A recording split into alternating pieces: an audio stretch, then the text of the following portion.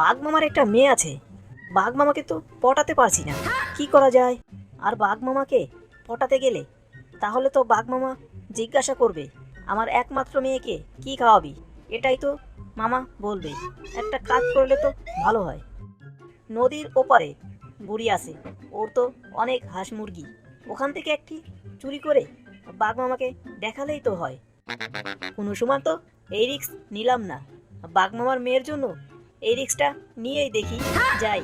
এখন যে একটি মুরগি চুরি করে আনি, এই বেলায় তাড়াতাড়ি চলে যাই।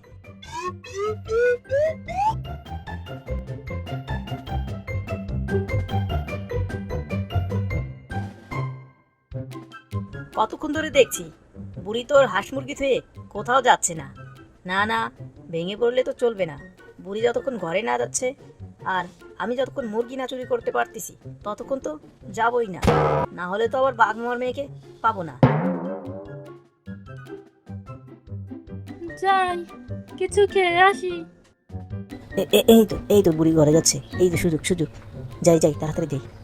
বুড়ি যখন ঘরে ঢুকলো তখন শিয়াল সেই সুযোগে মুরগি চুরি করে পালাতে লাগলো, কিন্তু বুড়ি সেটা দেখে ফেললো।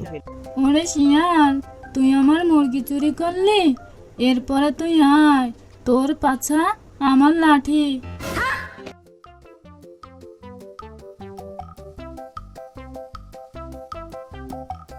এদিক দিয়ে বাঘ শিকারের উদ্দেশ্যে রওনা হলো, আর ওদিক দিয়ে শিয়াল বাঘকে খুঁজতে লাগলো। সেই সময় শিয়াল দেখতে পেল বাঘকে, তখন ওই তো বাঘ মামা, মামার কাছ দিয়ে হেরে যাই, তাহলে মামা বুঝতে পারবে আমি কত শিকার করতে পারি।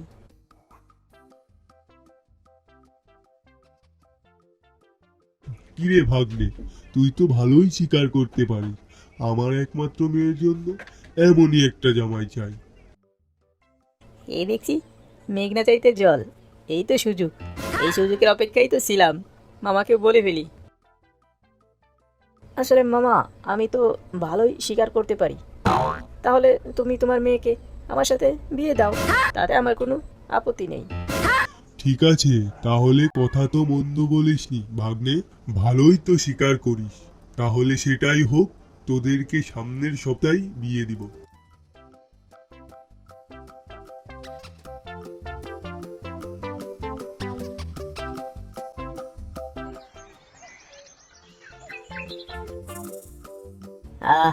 বুড়ির মুরগি তো খুবই স্বাদ লেগেছে, গালে এখনো লেগে আছে। যাই, বুড়ির আর একটা মুরগি খেয়ে আসি, এখনো তো বিয়ের কয়েকদিন বাকি আছে। ওরে শিয়াল, তুই কখন আসবি? ওই তো শিয়াল আসতেছে, আমি লুকিয়ে থাকি। যেই না শিয়াল বুড়ির মুরগি ধরতে যাবে, আর তখনই বুড়ি একটি মুড়োশলা দিয়ে শিয়ালকে গায়ে দিল, আর তখনই শিয়ালের চোখ কানা হয়ে গেল।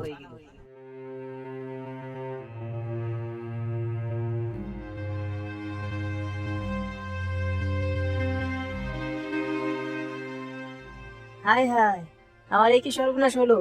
এখন নাকি বুড়ি আমাকে মুড়োশলা দিয়ে চোখ কানা বানিয়ে দিল। এখন কি বাঘ মামা তার মেয়েকে আমাকে দিবে? যাই হোক, বুদ্ধি করে কিছু করতে হবে।